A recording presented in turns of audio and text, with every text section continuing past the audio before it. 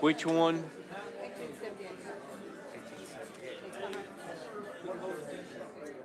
Oh.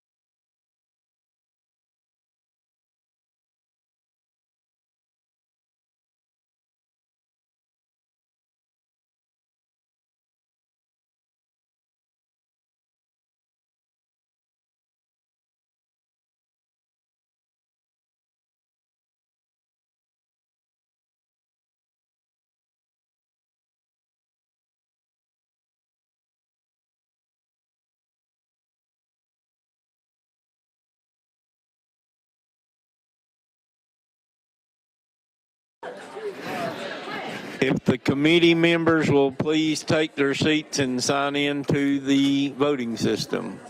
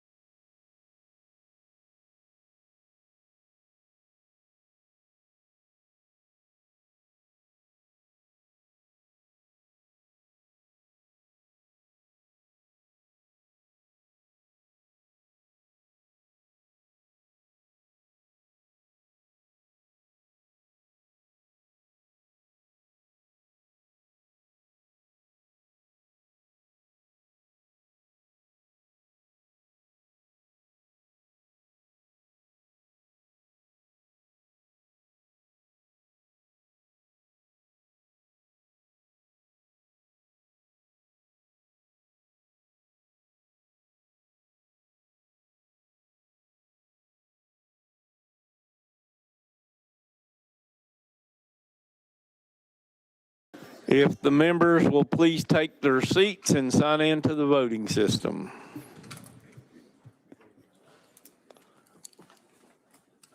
Madam Clerk, you'll open the board for roll call.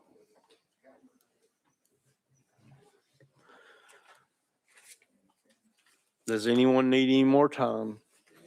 Okay. You want to change your vote? All right.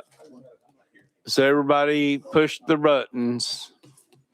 Madam Clerk, close the board for roll call. Mr. Chairman, you have 17 members present. You have a quorum. Thank you very much. Good afternoon. Today is Wednesday, March 25th, 2026. I hereby call state and local government to order. Do any of the members have any personal orders or announcements? Chairman Howell. Thank you, Chairman.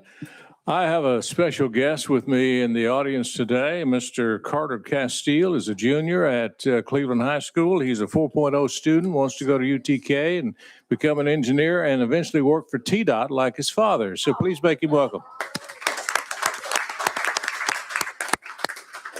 Representative McCalman. Thank you, Mr. Chairman, and good afternoon, members. With me today in the audience, I have my nephew, Private First Class Michael Porter. He is visiting from El Paso, Texas. So if you would please make him feel welcome. Representative Lankford.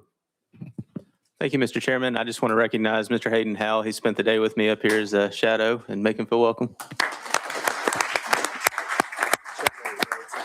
Chair Lady Littleton. Thank Thank you, Mr. Chairman. I would like for y'all to welcome Glory Malone, and she is a student, a senior at Stewart County High School. Let's make her welcome. Representative Carringer. Thank you, Mr. Chairman. I just want to recognize my 911 director out of Knoxville, Brad Andrews. Welcome.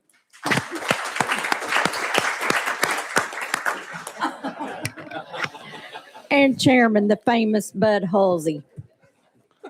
Any other announcements or personal orders? Seeing none, we're ready to go ahead and get started with our regular calendar.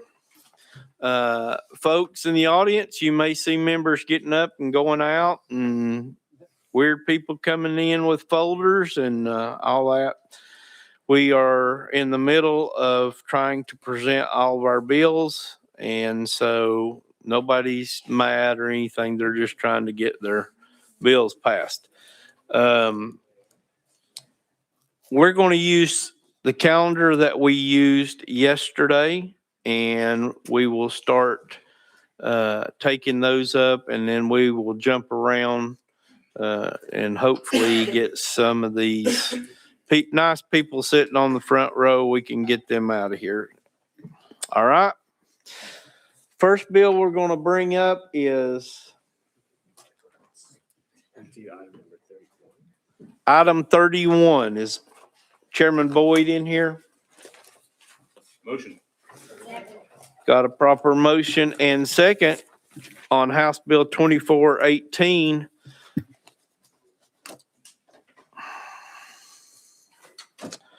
Chairman Boyd, I do see we have some amendments. Which one would you like to run? Thank you, Mr. Chairman. Committee, I'd like to run Amendment Drafting Code 016376, Mr. Chairman. Got a proper motion and second on the amendment. Would you like us to place the amendment on the bill for discussion? I don't know, Mr. Chairman. Maybe we'll vote on the amendment. Maybe let me explain the amendment. Maybe I learned something in subcommittee, an interesting strategy. So Okay. You are recognized then. Thank you, Mr. Chairman. And so, members, this bill is very simple.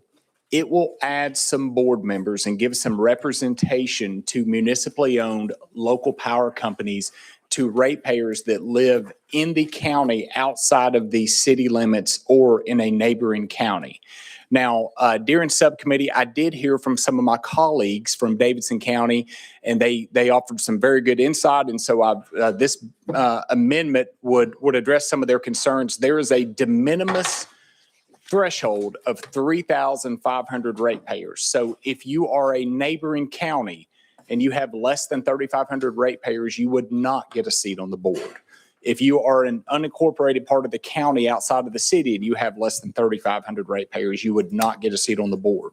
The seat on the board, if one was warranted, would be appointed by the county mayor of that county. It would have to be a ratepayer, and it would be approved by the county commission. It is permissive for the county mayor. If they do not seek to have a person on that board, they do not have to have one. The amendment, and this to my friends from Davidson County, this hopefully y'all will love this. In fact, nothing shows that you love a bill like signing on as a co-sponsor. But what this amendment would do is, in the event that enough board members were appointed from outside counties or the home county, and it shifted the balance of power so that the original board members from the city were in the minority, they could add enough board members so that they could maintain a simple majority.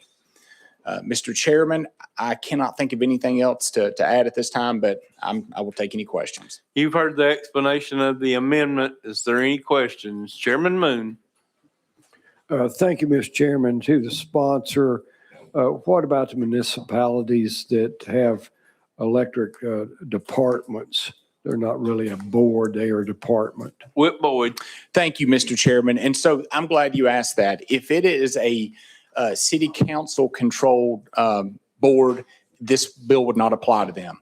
If they are a power authority, it would not apply to them. This is municipally owned local power companies that are ran by a power board.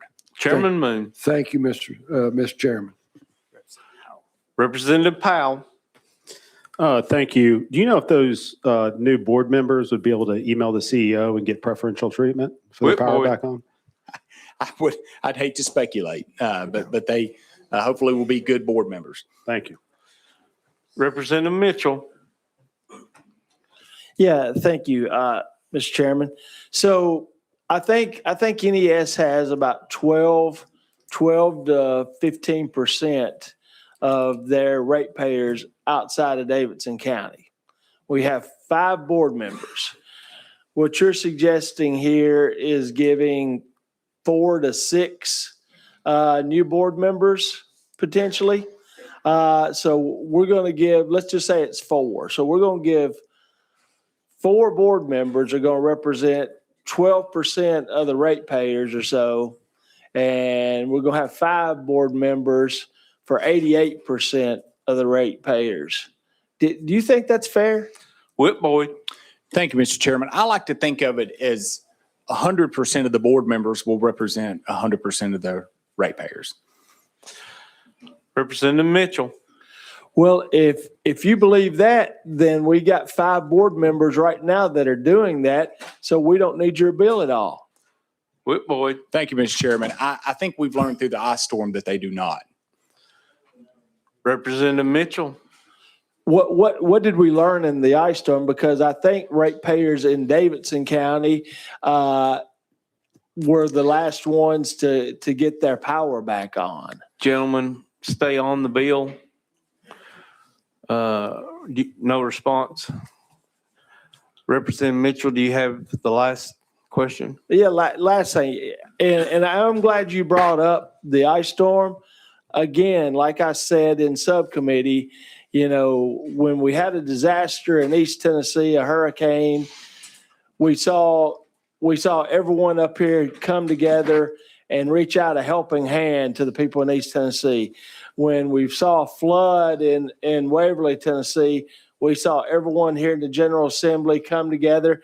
In fact, me and my Davidson County colleagues went down there to help.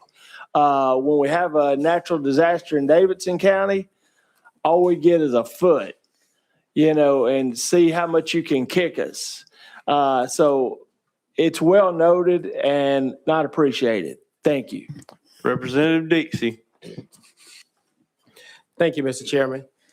Like you said, we did bring up the ice storm. There's some lessons to be learned, and I think there are some things to learn from it. But things happen and you move on. But I think this is a knee-jerk reaction that will double the size of the board.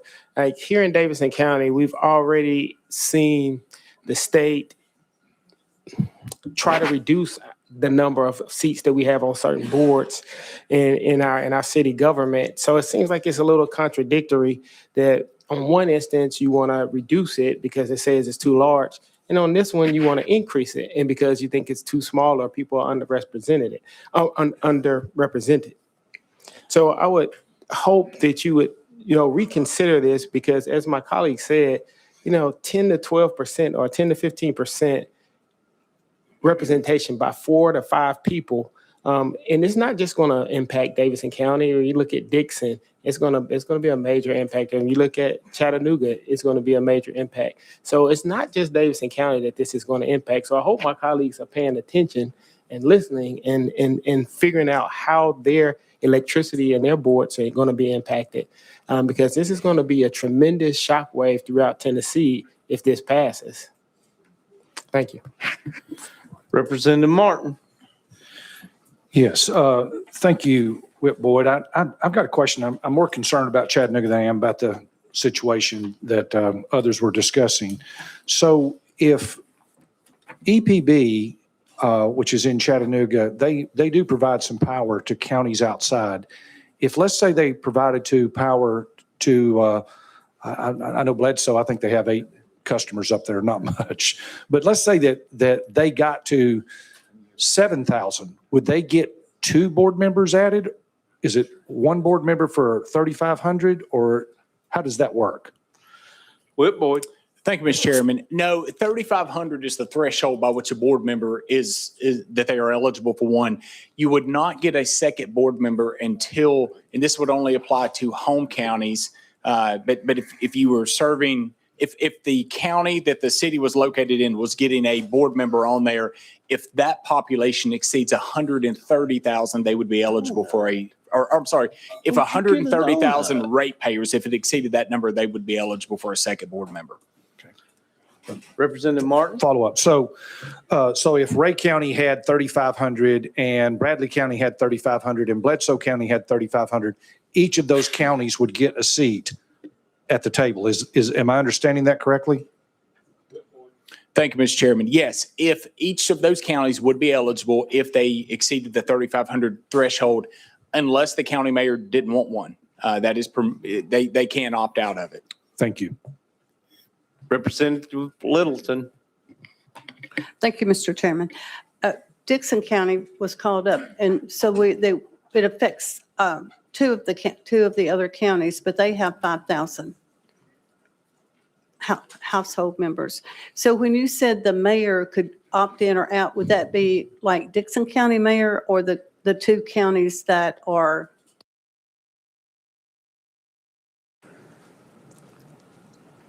Boyd?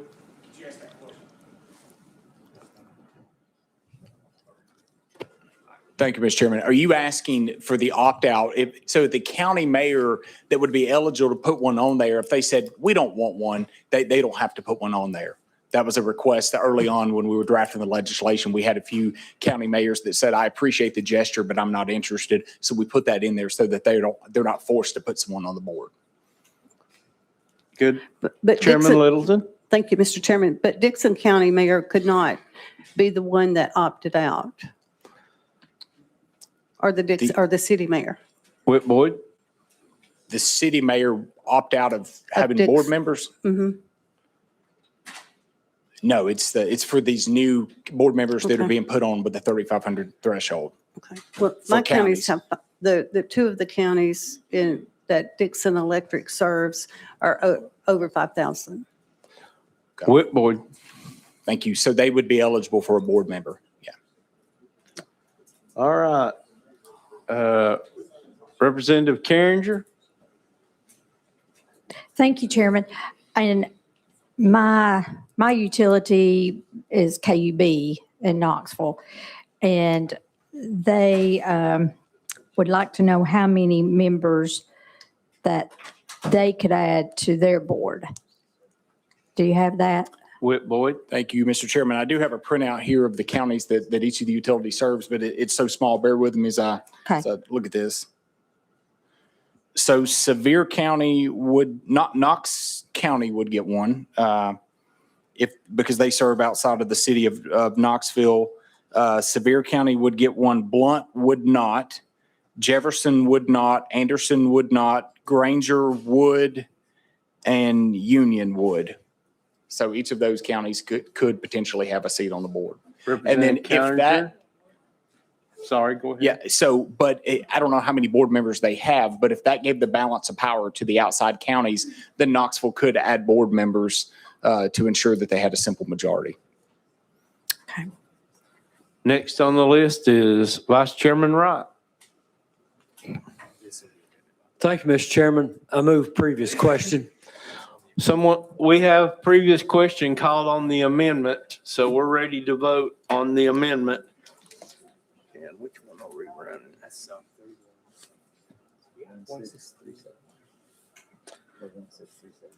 Okay.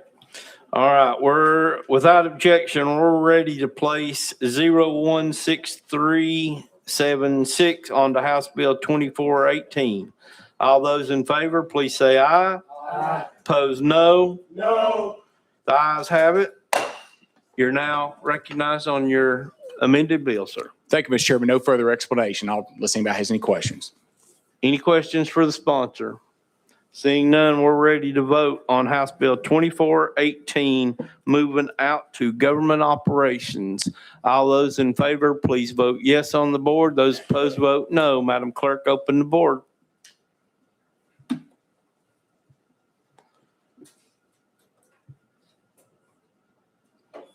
Has every member voted?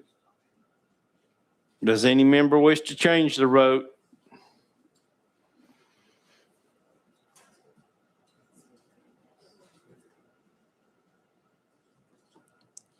Has every member voted? Does any member wish to change their vote? Madam Clerk, close the board and announce the vote. Mr. Chairman, you have 9 ayes, 9 noes, and 3 present not voting.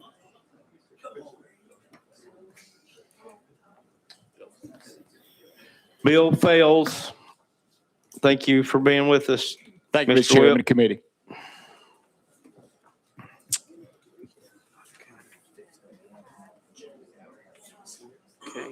We're going to jump over to item 53. Mr. Hale, would you come be with us, sir? Motion. Got a proper motion and second on House Bill 2268.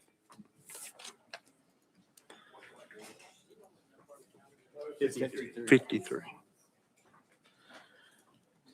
Chairman, Representative Hale, I do see we have an amendment. Would you please give us your drafting code? 013422. That is correct. We got a proper motion and second on the amendment. Would you like us to place the amendment on the bill for discussion? Please, sir.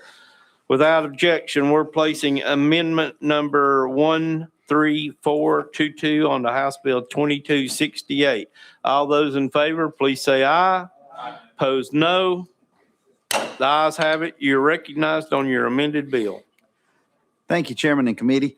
Currently, full-time state employees may take up to 4 courses per academic year at a state-supported institution without paying tuition or required fees. However, current law states that the waiver may only be used for 1 course at a time. There's an existing exemption for full-time employees who are required to work more than the typical full-time hours for at least 4 weeks, allowing them to take more than 1 course at a time, so long as they do not exceed the 4 courses. So this bill, as amended, simply allows all full-time state employees to take up to 4 courses, either concurrently or separately, provided they do not exceed the 4-course limit within the academic year.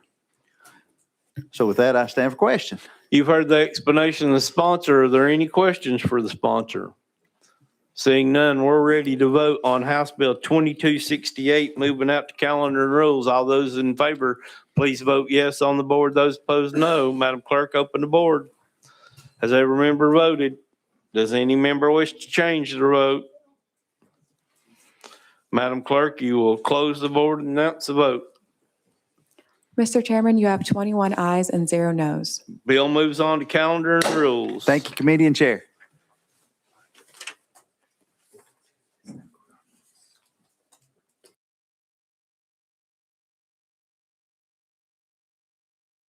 Okay, we're jumping to 43.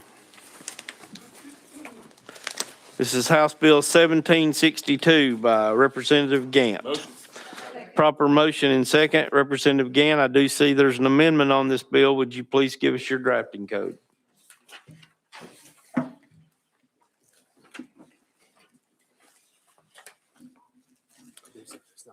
Should be 009814. Is that correct? Give us 1 second, we'll check.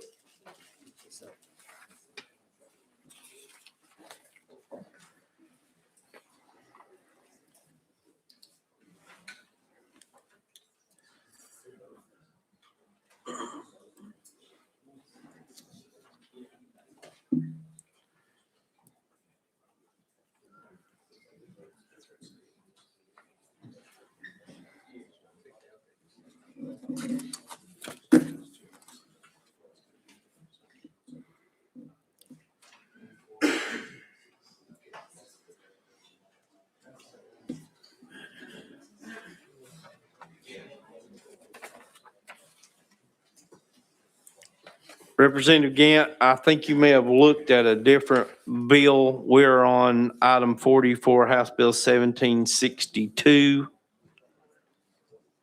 1764.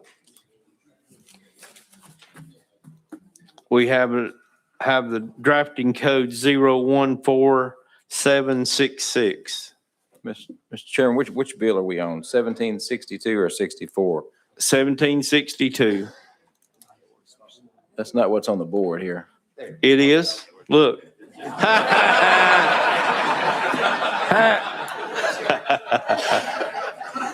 That's a good one, Mr. Chairman. Yep. Would you like us to place amendment number 14766 onto the bill? Yes, sir. Yes, sir. Okay, proper motion and second on the amendment. Without objection, we're placing amendment 14766 on the House Bill 1762. I'm All so those glad. in favor, please say aye. Opposed, no. Your bill's now amended. You're recognized, sir. Mr. Chairman, I'm so glad we had all these witnesses here in the audience to see that. So, committee and chairman, what this bill does is pretty straightforward, but essential. It's essential consumer protection initiative designed to safeguard Tennessee families from deed fraud and the economic harm it creates. Across our state, we have seen an increase in fraudulent and poorly drafted deeds, leaving Tennesseans vulnerable to financial loss, title defects, and property disputes they never saw coming. Our General Assembly has formally recognized this growing problem and the economic damage it causes to innocent property owners and prospective buyers. This bill addresses that problem head-on by requiring that deeds be prepared only by trained professionals, licensed Tennessee attorneys, licensed title insurance agents, or by actual property owner or someone legally authorized to act on their behalf. We also strengthen the verification process in this by requiring a sworn declaration or notarized affidavit stating exactly who prepared the deed and confirming that they are legally authorized to do so. This simple safeguard gives our county registers a powerful tool to screen out fraudulent and unauthorized filings before they can harm our citizens. Importantly, the bill preserves common sense exceptions. Government filed deeds and deeds prepared by financial institutions with a legitimate interest in the property are not affected, ensuring that ordinary mortgage and government transactions continue as they always have. Colleagues, this is not a complicated bill. It is a protect the consumer bill, a protect the homeowner bill, and above all, a protect the public welfare bill. It raises the standard of property transfers in Tennessee without burdening legitimate actors. And it helps ensure that one of the most significant financial transactions a family will ever make, buying or selling a home, is secure and transparent and trustworthy. Mr. Chairman, I yield back. Thank you for the explanation. You've heard the explanation of the sponsor. Any questions for the sponsor? Seeing none, we're ready to vote on item 44, House Bill 1762. Moving on to calendar and rules. All those in favor, please vote yes on the board. Opposed, no. Madam Clerk, you'll open the board for voting. Has every member voted? Does any member wish to change their vote? Madam Clerk, close the board, announce the vote. Mr. Chairman, you have 22 ayes and 0 noes. Bill moves on to calendar and rules. Representative Gant, are you prepared to run item 43, 1764? That we are not. We've got House Bill 1764 is what I've got. Okay, and 162? Are you going to run that or am I going to run it? You. Okay. Thank you. I'm not going to run my bill at this time. I'll wait and do mine last. So that's the only bills I have for you. Okay. All right. You're good? Thank you. All right. We're going to go to item 46.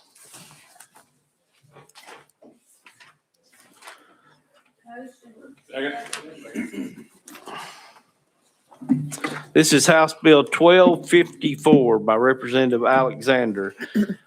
I've got a proper motion and second. I do see we have several drafting codes. Which one would you like to run, ma'am? 013520.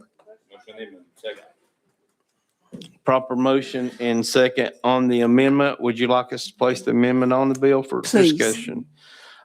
Without objection, we're placing amendment number 13520 on the House Bill 1254. All those in favor, please say aye. Opposed, no. Ayes have it. You're recognized on your amended bill. Thank you, Chairman, and thank you, committee. Last year, I brought to you a bill concerning members of our police force, our sheriffs, our deputies, our highway patrol had no due process. And when they got their name put on a Brady letter, we pulled that bill so that we could work on it this summer. I worked with sheriffs and chiefs. I worked with the DA's conference and with the Department of Safety, and can't thank these people enough, like Jimmy Music, who helped me so much on this, as well as the DA conference, to bring about the bill that would provide a uniform, fair, and transparent process when prosecuting agencies maintain a Brady list that affects a law enforcement officer's credibility. This goes with him for the rest of his life. So this just gives our officers an opportunity to have due process. We're just putting some guidelines in place. You've heard the explanation of the sponsor. Any questions for the sponsor? Representative McCalman. Thank you, Chairman. Move previous question. Previous question's been called. We're ready to vote on House Bill 1254.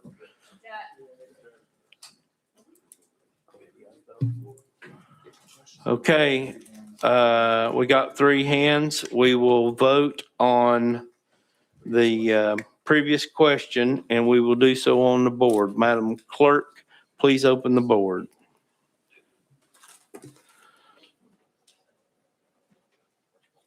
Has every member voted? Does any member wish to change their vote? Madam Clerk, close the board, announce the vote. Mr. Chairman, you have 16 ayes and 6 noes. Question prevails. We're ready to vote on previous question and moving House Bill 1254 on to judiciary.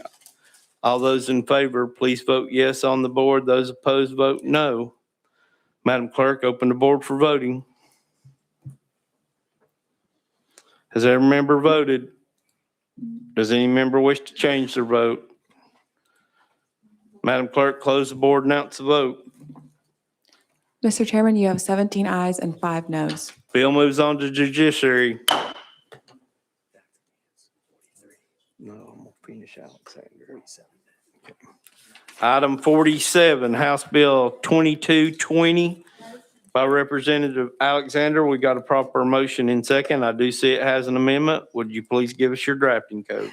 Amendment 013462. That is correct. I got a proper motion in second on the amendment. Would you like us to place the amendment on the bill for discussion? Please, Chairman. Without objection, we're placing Amendment 13462 on to House Bill 2220. All those in favor, please say aye.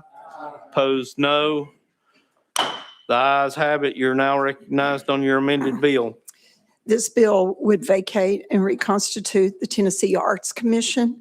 The current board is made up of 15 members, all appointed by the governor.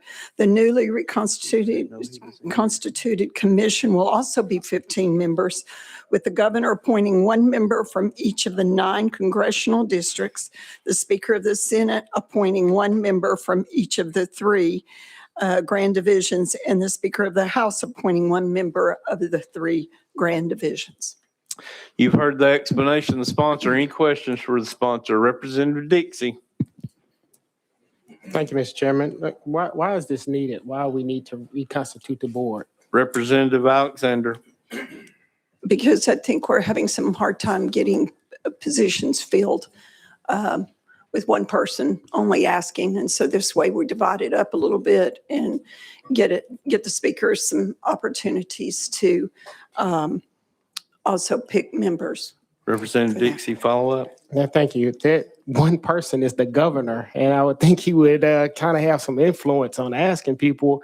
And I think that if we're having a problem finding people, maybe the solution is to reduce the board for the members rather than trying to reconstitute and try to find members that way. I think that would be a better solution to try to reduce the amount of members that you have rather than trying to find members or make up some kind of way for other people to try to find people to put on there. I think the governor's a pretty good measurement if asking, but that's just my 2 cents. But thank you.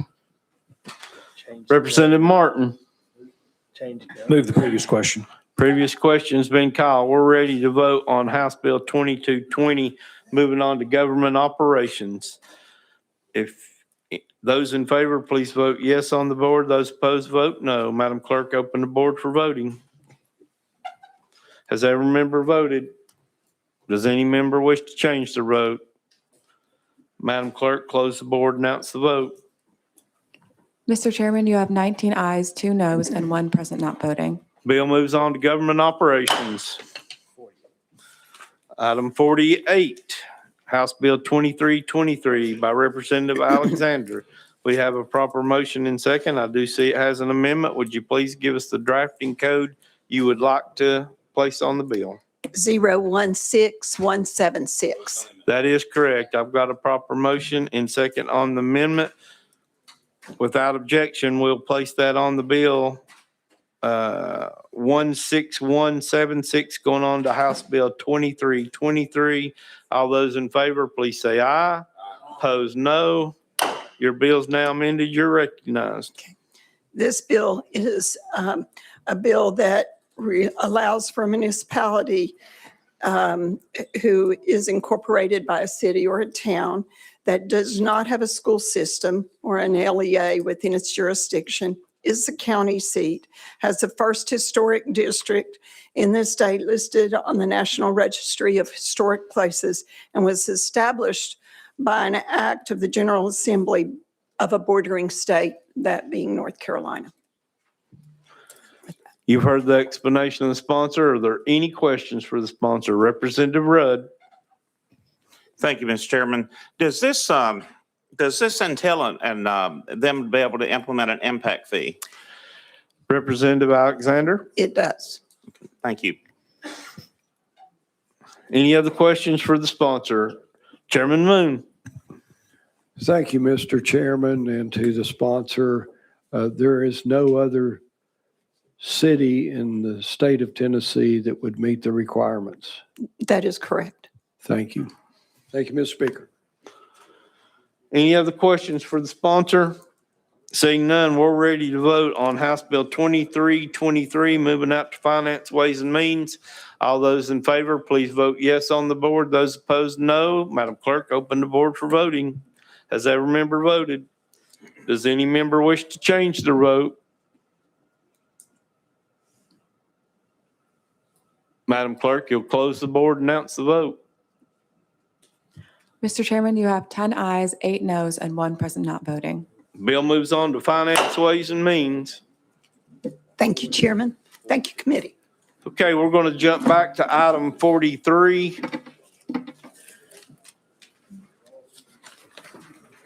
This is House Bill 1764 by Representative Gant.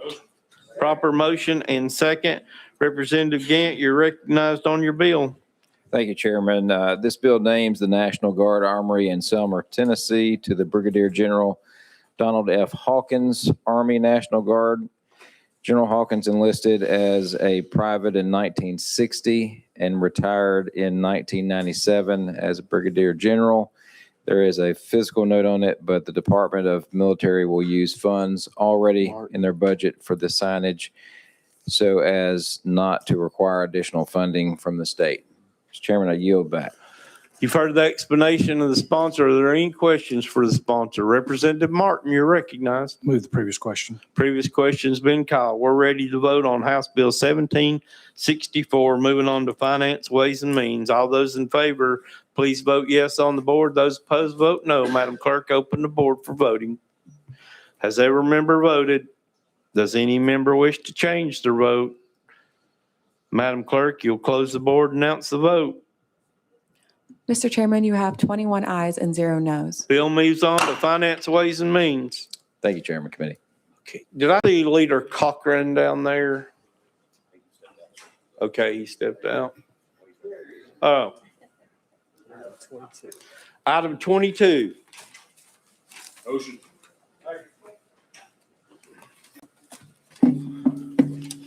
This is House Bill 2018.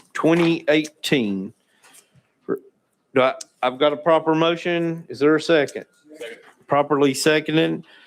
Leader Cochran, you are recognized on House Bill 2018. Thank you, Chairman and Committee. Currently, when law enforcement takes a subject into custody, if they find that there's an immigration detainer for that subject, they have the option to hold them for 48 hours. This just requires them to hold them for the entire 48 hours. I'll yield any questions. You've heard the explanation of the sponsors. We do have a speaker. Without objection, we'll go out of session to hear from Ashley Warbington. I hope I didn't chop that up too bad. Give us your name and who you're with, and you'll have 3 minutes. Thank you. My name is Ashley Warbington, and I'm here representing myself. I'm here in opposition to HB 2018, and I want to speak to 2 main issues: the narrative being used to justify this bill and the reality behind the fiscal claims. First, we are told, including in a White House press release, that these policies are targeting the worst of the worst: murderers, gang members, rapists, terrorists, and pedophiles. That is the justification being used to expand this kind of enforcement. But that is not what we're seeing on the ground. Every day, individuals with no criminal record are being detained in the streets and inside the courthouses, and now violently outside courthouse doors as well. I have personally witnessed enforcement activity targeting people on their way to work or appearing for routine traffic dates. Families are being separated. Mothers are being taken from their children, including those breastfeeding and caring for infants. This is a clear disconnect between how this policy is being described and how it is actually being carried out in our communities. Second, I want to address the fiscal note and the claim that these programs will be reimbursed. The language in the fiscal note is not made up. It is drawn from a 2025 federal announcement by the Department of Homeland Security and U.S. Immigration and Customs Enforcement. That announcement states that ICE may reimburse salaries, benefits, and even provide performance-based payments for officers participating in the 287G program. Key word being may. Those reimbursements are not guaranteed. More importantly, the actual memoranda agreement, the contracts that govern these programs still place the financial responsibility on local law enforcement agencies. Those agreements require local agencies to cover salaries, benefits, training time, and operational costs. So what we have is a gap between what is being promised and what is actually guaranteed. The fiscal notes presents these reimbursements as if they will reliably offset costs, when in reality, there may be partial, delayed, limited, or unavailable altogether. That matters because this bill is asking Tennessee to expand a program based on uncertain funding and a narrative that does not match reality. When the justification is misleading and the financial assumptions are uncertain, this is not a sound public policy. I respectfully urge you to vote no on HB 2018. Thank you. Being here with us today, I think we have a question for you from the committee. Representative Powell. Thank you. You stated that, the intent as stated was by the White House to arrest criminals. Are you seeing people seized that are just going about their normal day? And I guess if that's the case, how would someone be able to even identify what they think might be somebody that's in violation of this program if they were just an ordinary person on the street? Ms. Warbington, you're recognized. Thank you. What I have been seeing personally, and including this morning in Robertson County Courthouse, is individuals going in to pay a traffic fine for maybe not having a light that's working, and they are being detained by immigration. Individuals that have no criminal record, and we are asking for warrants, and no warrants are being shown. So these are individuals just going about their day, have not committed any crime and are still being detained by immigration here in Davidson County and surrounding counties. All right, let's be careful with our questions and keep it toward the bill. Representative Salinas, you're recognized. Thank you. So this would allow sheriffs to hold 48 hours. Can you speak to if sheriffs collaborating with ICE makes our community safer? It does not. Yeah. Any other questions for the guest? Seeing none, thank you for being with us today, and we'll go back in session. And I will recognize Leader Cochran on House Bill 2018. Thank you. Again, Chairman, I appreciate the opportunity to explain what the bill does. I think Tennessee is serious about enforcing the law. This enables us to do that further. Representative Powers. Thank you, Mr. Speaker. Mr. Speaker. Thank you. You got a promotion. Thank you, Mr. Chairman. Move previous question. Previous question's been called. We have 3 hands on objection. We'll vote on previous question on the board. Madam Clerk, please open the board. Has every member voted? Does any member wish to change their vote? Madam Clerk, close the board, announce the vote. Mr. Chairman, you have 16 ayes and 6 noes. Previous question prevails. We're now voting on House Bill 2018. Moving on to calendar and rules. All those in favor, please vote yes on the board or no on the board. Madam Clerk, open the board for voting. Has every member voted? Does any member wish to change their vote? Madam Clerk, close the board, announce the vote. Mr. Chairman, you have 16 ayes and 6 noes. Bill moves on to calendar and rules. Thank you, Chairman Committee. Okay, we're going to go to item number 3 on the consent calendar. Wait. Please don't. Just mention that. I'm testifying for 2449 or 47. I can't remember. It's the one that's about libraries. Sergeant Alarm, will you please remove the I'm almost done. No, I'm okay. No, I'm currently having seizures. I'm having epileptic seizures and I want to testify. This means so much to me. I want to testify so I can go home or to the hospital. Please. Please.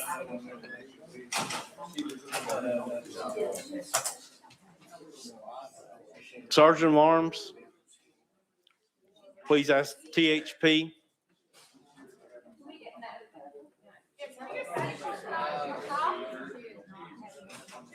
You don't know that. No, you don't. Are you a doctor?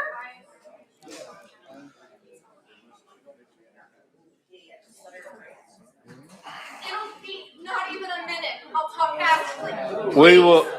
We're going to take a brief recess.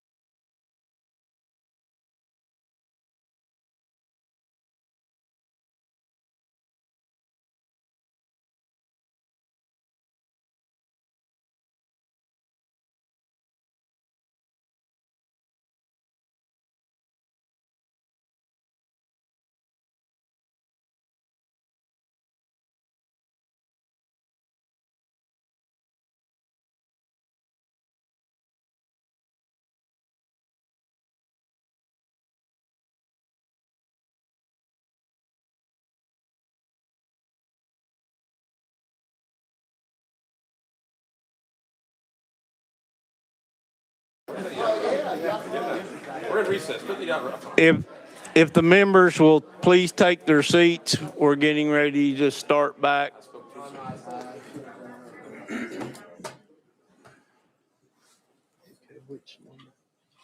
It's number 3 on the consent calendar. Where? And I need to mention that it was bumped off yesterday.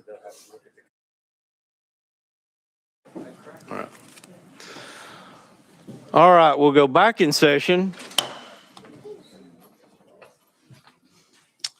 We're going to take up, it was number 3 on the consent calendar yesterday. It got bumped off, but so you'll have to look on your consent calendar from yesterday to be able to see it. 2630. All right, House Bill 2639 by Representative Darby. Got a proper motion and second. I do see it has an amendment. Please give us your drafting code. Mr. Chairman, I don't think I have an amendment. Okay, let me double check this. I'm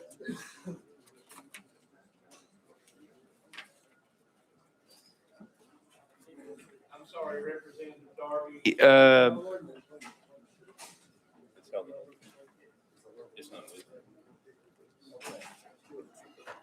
I have an amendment that's wrote down here, 014637. Does that? Okay, we'll run it without that number. You're recognized on your bill, sir. Thank you, Mr. Chairman. House Bill 2639 is a local bill that passed with the commissioners 13-1.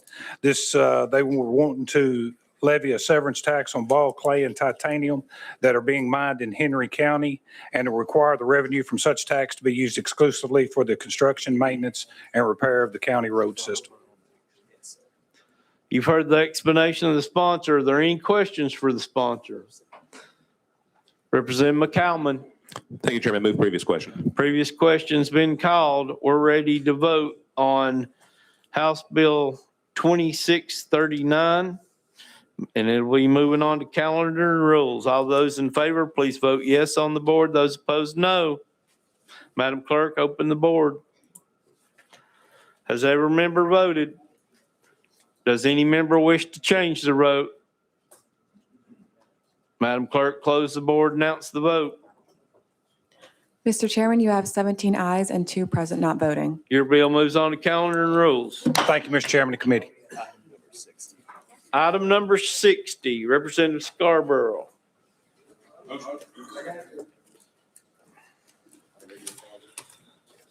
This is House Bill 1870.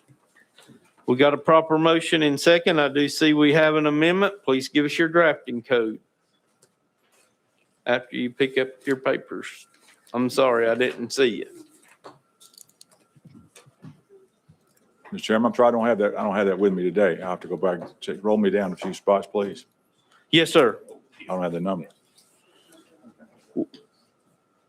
Rolled 2 spots. I want to do, I guess, Liam. Representative Lynn.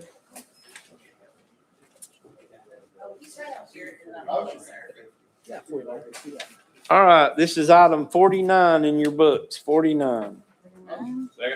Got a proper motion and second on House Bill 1159.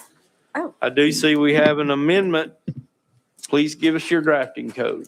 It's Amendment 011940. That is correct. Do you want us to place it on the bill for discussion? Yes, sir.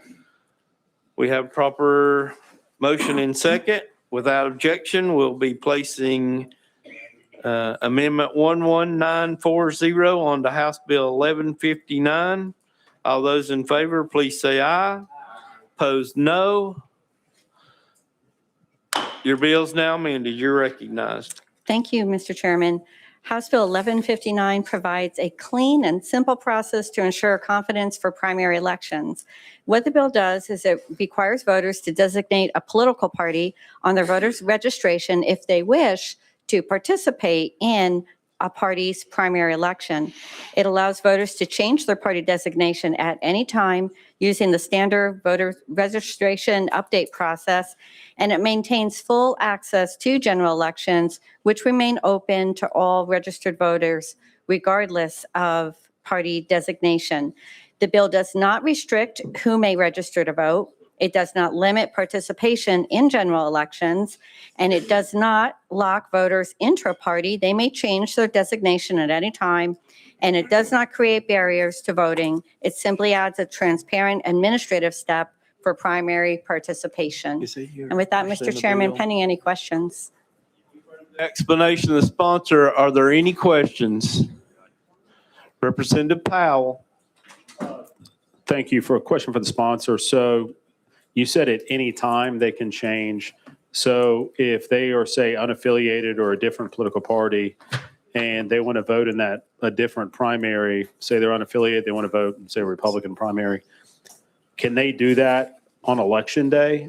Representative Lynn. No, they can't. They can change it at any time during the window that the County Election Commission has set up for them to change. And it is 30 days before the election. So 30 days before election, you cannot change. Representative Powell for a follow-up. Okay, so if they go in, someone would have to change 30 days prior to a primary election, whether or not that also means they can change party and then vote in that primary, not just unaffiliated, but if they were, say, a Democrat and they want to switch to a Republican, they vote in a Republican primary, they could if they filed that 30 days beforehand? Representative Lynn. Thank you, Mr. Chairman. If they completed the process to change. Okay. Next on the list is Chairman Rudd. Thank you, Mr. Chairman. I want to thank Representative Lynn. I want to thank you for running this. Also, your cooperation. There was a similar bill, did things a little differently last year, and you agreed to wait on yours to let that one run, and it got stalled in the Senate, and you're running yours now. So I appreciate your not only cooperating with the committee, but also appreciate your bill. It's much needed, and I appreciate it. Thank you. Thank you. Next on the list is Representative Dixie. Thank you, Mr. Chairman. So this is, I feel like this bill is unnecessary and it's creating another hurdle in the voting process. The problem that I have with this bill I'm not sure what subsection, but it says the voter declares allegiance to the political party. That part bothers me because I think that's where we are in this country. People are pledging allegiance to a party and not common sense or just for each other to make each other's lives better. And that bothers me, and it gives me a lot of concern. And I feel like having a bill like this further separates us into this team politics. Either I play for the blue team or I play for the red team. And that's not what it's supposed to be. That's not why I ran for office. I ran for office because I wanted to make Tennessee a better place for other people and my family as well for years to come. So I just feel like this is going to create another, and as you said, you said yourself, another administrative hurdle that people will have to jump through in order to declare something. And for what? Mm-hmm. To put it on a piece of paper that will deter people from voting again. Representative Lynn, you're recognized. Thank you, Mr. Chairman.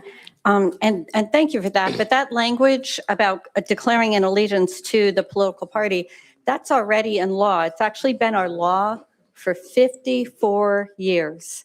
That was created in 1972. So that part of the bill is, you know, how sometimes bills will restate current law. That's simply a restatement of the current law. All right, the list is clear. Any other questions? Representative Carringer. Thank you, Chairman. I really just want to make a statement on this. My colleague down from me, we represent Knox County.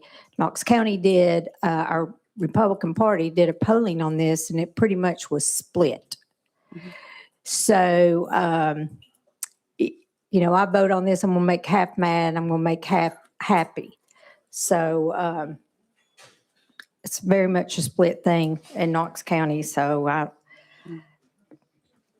I just wanted to I just want to put that on record that we did a polling, they released it to us, and it's pretty much half and half on. All right. Committee members, we do have some people signed up for speakers. Is there any objection for us to go out of session and hear from them? We are out of session. I am looking for Mr. Stephen Puckett and Shannon Rasmussen. I'm sorry. You all will please give us your name and who you're with, and you will have 3 minutes. We'll start with you, Mr. Puckett. All right. Over here. Thank you, Mr. Chairman. My name is Stephen Puckett. Speak for myself alone, but I think as Representative Carringer noted, even in my hometown, there's a strong split within the Republican Party. So there's going to be a lot of people that support where I stand. And that's because for a large portion of people, especially those that live out east where I've been born and raised, they view this as California communism. They view this as the state reducing you to property. The voters of our state saying that you serve the political party, not the political party serving the people. And that's been a fundamental philosophy that, like I said, I was born and raised on. I was born to fight and die, to defend again, and that the parties serve the people, not the people serve the parties. If a party doesn't want to serve the people, then they don't need to be a party in the state. And that's been one of the most fundamental and sacred principles. Not only that, but also Article 1, Section 34 of our state constitution says that the Tennessee General Assembly shall make no law recognizing property in man. So when we are regulating voters to the point that they are effectively the property of the parties, we're violating that section of the Constitution by making these folks the property of the parties. And we don't need to be doing that. Not only that, but also this information is being weaponized, and we can see it live. The most heinous violations have occurred in states with party registration and is clearly being targeted. Federal officials, both with DHS and DOJ, have openly admitted that they are targeting U.S. citizens for illicit detention based on this information. So, thank you. Thank you. Mrs. Rasmussen, you're recognized. Thank you so much. My name is Shannon Rasmussen, Army veteran, Davidson County, representative of Veterans for All Voters and open primaries. HB 1159 would close Tennessee's primaries to independent voters, handing more power to political parties at the expense of the public. In 2022, 53% of Tennessee's legislative races were decided in the primary, not the general. Telling independent voters to wait for the general election isn't an answer, it's a dismissal. Closing primaries doesn't just limit participation. It changes how candidates campaign and how lawmakers govern. When only party members vote in primaries, candidates move toward their base to avoid losing their own primaries. Closed primaries don't produce better candidates, they produce more pressured candidates. Our military swears to defend the Constitution, not a party, not a leader. By design, they operate above politics, choosing country over party, even when those politics impact them directly. More than half of America's veterans do not belong to a political party. In Tennessee, that number likely exceeds 240,000 people, voters who sacrificed to defend this democracy. HB 1159 would close primary elections to them and to more than 2 million independent Tennesseans. This bill asks us to accept a system that uses public locations, public voting machines, publicly paid employees, and public money to hold private elections for public office. This is taxation without representation.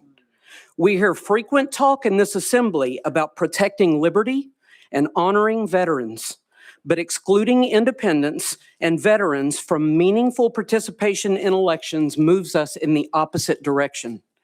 This committee has a choice today: protect a system that limits participation or protect the people it was designed to serve.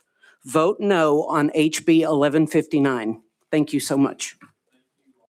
Is there any questions for Representative Powell?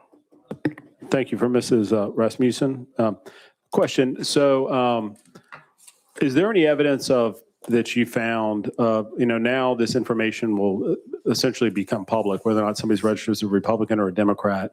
Is there any, and you found in your research where people are now not wanting to vote in primary elections because then they would have to register for either political party and they might not want that to be public? I have not heard of that. I have heard of confusion because of the yellow signs that get posted at the polling places about requirements and whether it's a misdemeanor to vote in a primary for a party that you're not affiliated with. So I haven't seen the instance that you're speaking of, but I have seen confusion at the polling place because of that. Representative Salinas. Thank you, Chairman. In 2016, I remember working a primary in New York, and they have closed primaries, and Ivanka Trump was not allowed to vote for Trump because she wasn't a registered Republican. And it was like 6 months out, you had to register with the party. So can you speak about how this bill would impact voter participation and turnout? Well, given that Tennessee is in the bottom, I believe it's in the bottom 10 of the United States for voter participation, I can't see this being a great thing for how it would impact voter turnout. It remains to be seen. What I can say is that the fiscal note on this represents one number, and there's a study out of an independent organization in Texas that represents that this could be a much bigger number in terms of loss of revenue and those kinds of things. And so it's something that I haven't even seen discussed around this idea. Thank you. Vice Chairman Wright. Thank you, Mr. Chairman. I move previous question. Previous question's been called. We're ready to. Okay, all right. Apologize. We'll go back in session. I will now recognize Vice Chairman Wright. Thank you, Mr. Chairman. I move previous question. Previous question's been called. We're ready to vote on House Bill 1159, moving on to Finance, Ways and Means. All those in favor, please vote yes on the board. Those opposed, no. Madam Clerk, open the board for voting.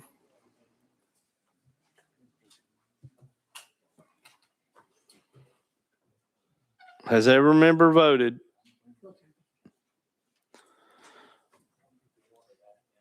Does any member wish to change their vote? Madam Clerk, close the board and announce the vote. Mr. Chairman, you have 11 ayes and 11 noes. Bill fails. Item number 50.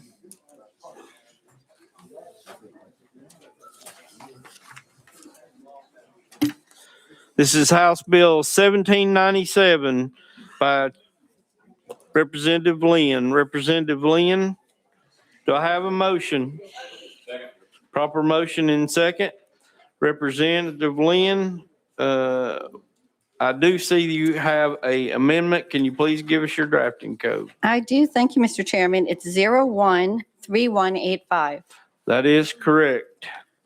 Would you like us to place it on the bill for discussion? Yes, sir. Thank you. I need an amendment. I need a proper motion in second. Okay. Without objection, we're voting on Amendment 13185 going on to House Bill 1797. All those in favor, please say yes. Those opposed, no. The ayes have it. You're recognized on your bill. Thank you, Mr. Chairman. This bill clarifies the Sunshine Law. And the Sunshine Law, as we know, is very good government. It extends the requirement in the Open Meetings Act of making agendas available to the public to include or to clarify that additional types of governing bodies are included. The bill would extend the agenda requirement to school boards or clarify that it does include school boards and local governing bodies that have authority to make binding decisions or the ability to appropriate funds. The bill does not apply to nonprofit organizations, and they are subject to open meetings, but nonprofit organizations it does not apply to, and it will not sweep in community advisory boards because they do not make binding decisions or appropriate funds. As always, the governing bodies can fulfill this requirement by putting the agenda on their website, if they have one, and they will also be able to change their agenda. So if they put out their agenda and something needs to be bumped or added, they just simply follow their rules. Most governing bodies have rules to add items to the agenda or remove an item to the agenda that's not ready to be discussed. The public deserves to know what its government is doing and before they do it. So this bill just adds another level of sunshine, just making it clear which governing bodies the sunshine law agenda requirement applies to. You've heard the explanation of sponsor. Are there any questions? Representative Bricken. Thank you, Mr. Chairman. Just for clarity, are there any new local boards, LEAs, county boards that this applies to that aren't currently under sunshine rules? Representative Lynn. Thank you for the question. It's really clarifying that school boards and, local governing bodies, most of them put out their agenda. Some of them don't, and that's been a little bit of a problem. So it's just clarifying that. But if you're talking about things like beer boards, convention center authorities, and library boards, if those boards are already subject to the sunshine law, meaning that they make binding decisions and have the ability to appropriate funds, it would apply to them. But most of those boards don't have that ability. That ability is usually reserved for city commissions, county commissions, school boards, and whatnot. Any other questions? Seeing none, we're ready to vote on House Bill 1797, moving on to calendar and rules. All those in favor, please vote yes on the board. Those opposed, vote no. Madam Clerk, open the board for voting. Has every member voted? Does any member wish to change their vote? Madam Clerk, close the board, announce the vote. Mr. Chairman, you have 21 ayes and 0 noes. Bill moves on to calendar and rules. Thank you, Mr. Chairman and committee. We've got about 10 minutes. Let's see. All right, we're going to 104, item 104.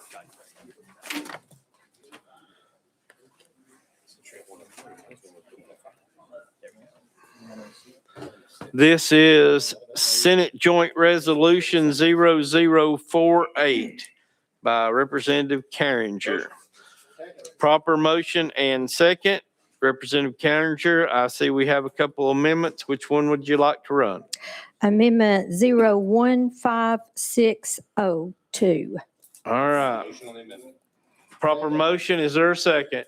Second. Would you like us to place it on the bill for discussion? Yes, sir.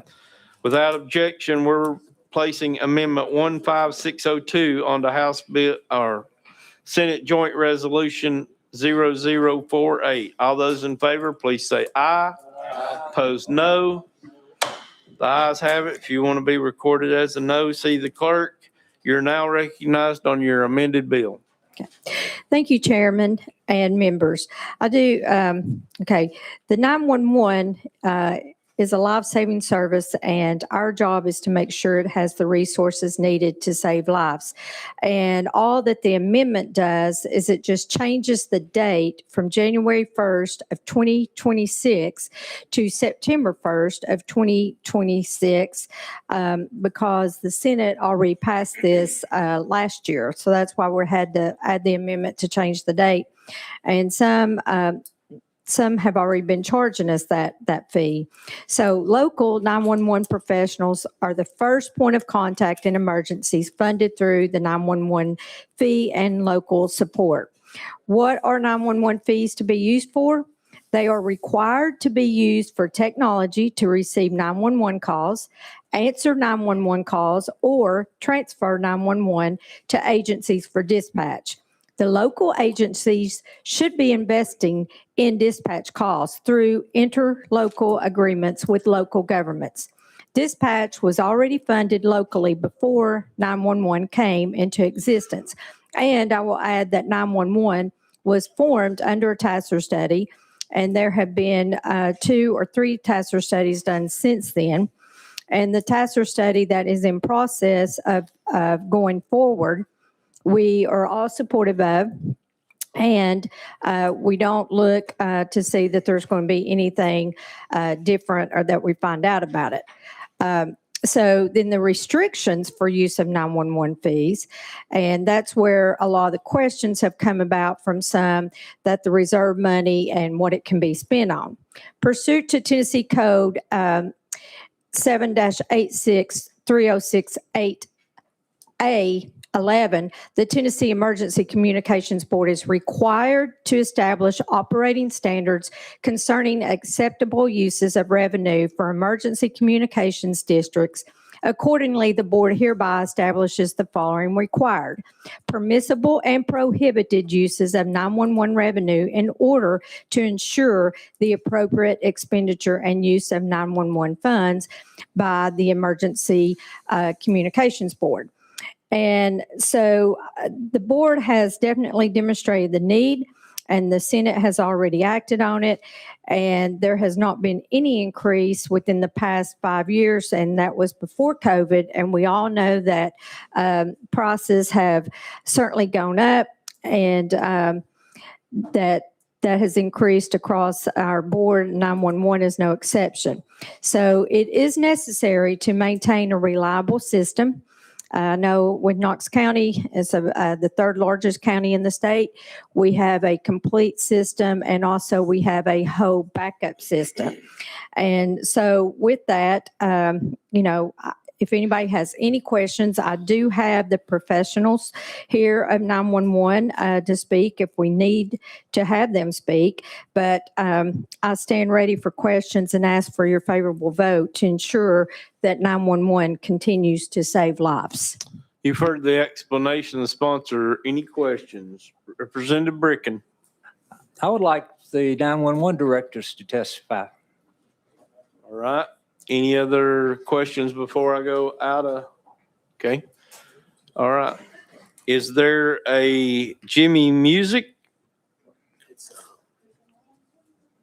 Is there Jimmy here? Okay. We'll go out of session to hear from Jimmy Music, Brad Anders, Eric Ritzman, and Curtis Sutton. If you gentlemen would please take your seats at the table. Please tell us who you're with. Give us your name, and you will have 1 minute. 1 minute. We will start with Brad Anders. Yes, sir. My name is Brad Anders. I'm the Executive Director of the Knox County 911 District, also the Chairman of the TECP Board. Representative Bricken, do you have a question? Okay, go ahead. Thank you, Mr. Chairman. The State 911 Board passed this rate increase, I think, December of 24. Is that correct? Or 25, or January 25? You're recognized. Any of you? Curtis. I'm Curtis Sutton. I'm the Executive Director of the Tennessee Emergency Communications Board. I believe that's correct, sir. And what was the vote by your board? I do not recall. Can I clarify? 5-4? With the 5 current sitting 911 directors voting in favor of it and the 4 non-directors voting against it, including the comptroller. Does that sound right? Mr. Curtis, Mr. Sutton, you're recognized. I believe Mr. Anders has that Okay, information. Mr. Anders? Yes, sir. That is not completely correct, sir. It was 5-4. One of the directors voted against it and a county mayor voted for it. So it's not completely correct, but it was a 5-4 vote. Representative Bricken? Thank you. How much, and at that committee that voted on it, what was the justification for the rate increase? Any of you guys can answer. Okay. Y'all can go back and forth. Okay, I'll answer. The justification was that we had seen over time since the last increase and started seeing other districts go into the red. Multiple districts every year were going into the red. And before the last increase, we saw multiple districts go distressed before the increase occurred. And so we saw that the prices were increasing, all contracts and all equipment has drastically increased in the last 6 years. And we also saw that we didn't want to get districts in distress and have to take over their financial means before we went to the rate increase. We also know that a rate increase takes anywhere from 18 to 24 months if it's done correctly. And so seeing that was the conversation that was had. Representative Bricken? And, watching and participating a little bit in that rate increase, of course, your finance chairman of your finance committee said that rate was an inflation calculation, took 5 years of inflation, added them together, and came up with the 24.5% rate increase. Is that correct? The rate increase came from inflation, also came from a market-tested rate in Alabama. Alabama has a rate that is based on the rate increase or the consumer price index. And so they index and don't have to come before legislature. So we know that it was market tested. It was also needed. And actually there was some, the number we settled on was less than what the committee had talked about the need was for the whole state. Representative Bricken? You mentioned about the financial distress of some of your districts, and this would avoid that financial distress. Is it not correct that on page 8 of your last year's June 30th, 2025 annual report stated that none of the emergency communication districts in the state are under financial distress or classified as financially distressed? Is that correct? That is correct. However, the way the statute defines distress is that you take out the depreciation costs. So if we're looking at negative change, we do have one district that has 3 years of negative change in net position. We have 8 other districts that have 2 years of negative change, and then one district that has 1 year of negative change. Well, without getting kind of that, because it's certainly from the last end of year financial report that all your districts, that was of June of 24. And we've talked about restricted reserves. I think y'all had 300 and let's see what year, 300, I'm going to say $50 million in unrestricted reserves on the financial statements of the 105 911 districts. Would that be correct? I believe that is correct. And again, this is from the comptroller, and I was talking to the representative of the comptroller today, and those funds can be used across for any purposes under the umbrella of 911 purposes. I'm going to use that term, including operating costs. Is that correct?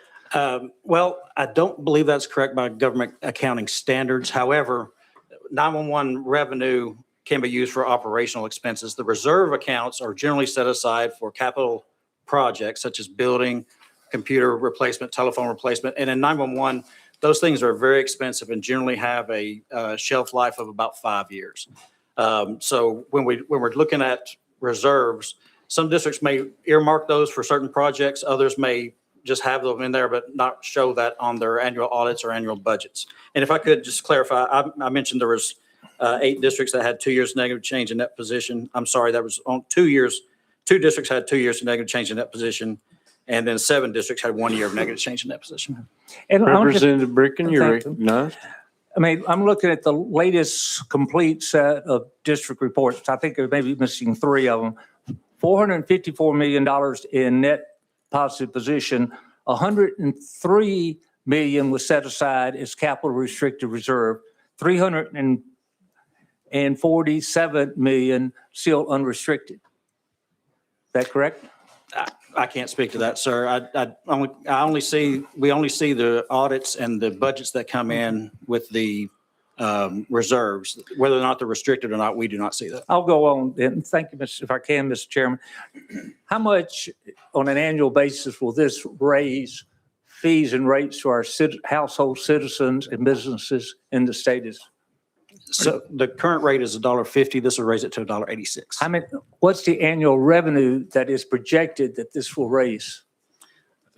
I believe it's $36 million. That is correct. All right. I have not still heard any specific needs by any districts for this money other than general operations, which historically has always been a local responsibility.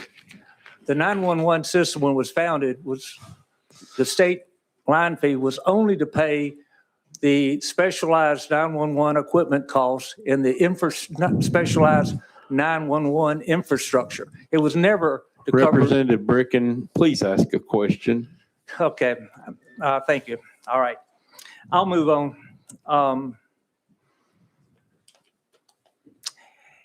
If this rate does pass, you know what position in the nation the Tennessee rate, 911 rate will be?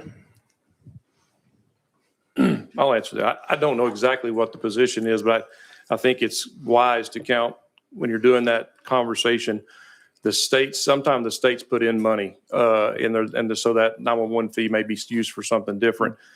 Tennessee has never invested any general funds into the 911 system. And so if a state has a low rate, they may also pay for or subsidize that 911 service. And so the state of Tennessee has never had to take anything out of public general funds. And we've also contributed $145 million to upgrade the cellular service in this state for our citizens so we can locate them quicker. Yeah, well, that's certainly maybe or maybe not. But again, we would be the 3rd highest state in the nation on 911 fees, behind Alabama and Pennsylvania. So again, our surrounding states, and again, you know what the rate of our surrounding states are other than Alabama? That's $2.23. I do not, sir, but we are going on our next generation. We're going on a 3rd iteration of our next generation network, and states like Kentucky don't have that yet, where they're fully IP. They have the location technology and everything that we have. Tennessee actually leads the nation in 911 technology. I agree. And it's a great system. And won't you agree that the NG 911 system, according to your last report, is 99% complete? Yes, I believe as of today, it's 100% complete.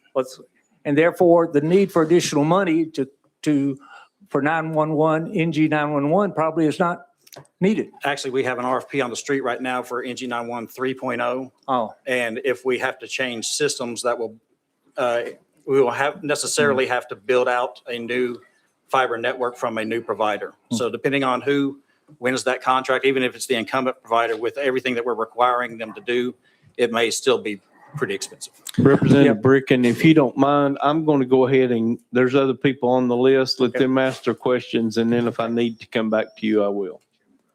Chairman Rudd. Thank you, Mr. Chairman.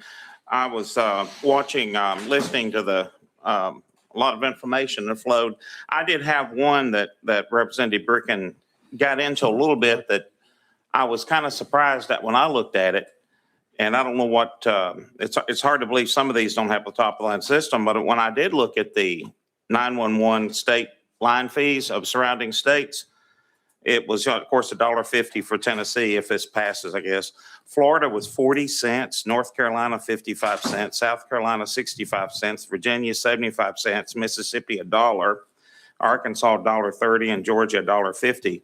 Seems like if Florida and some of these other fast-growing states like North Carolina can do it for less, I don't know what's the problem unless locals aren't paying their share. Could you tell me what the difference is in the surrounding states as far as compared to our system?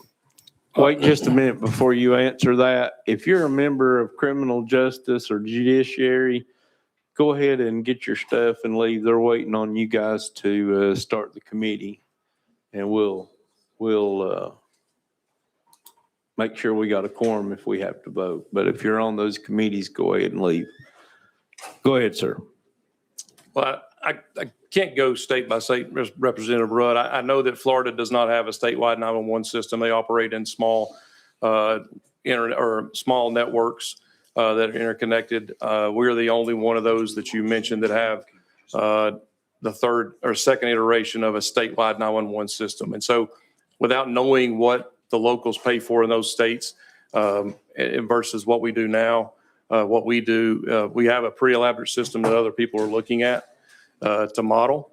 And so what we need is to continue doing what we're doing, what we do well. And so it takes a lot of money. Our phone bill for the statewide 911 system is $1 million a month, roughly. Anything else, Chairman Rudd? Next on the list is Representative Powell at somebody else's desk.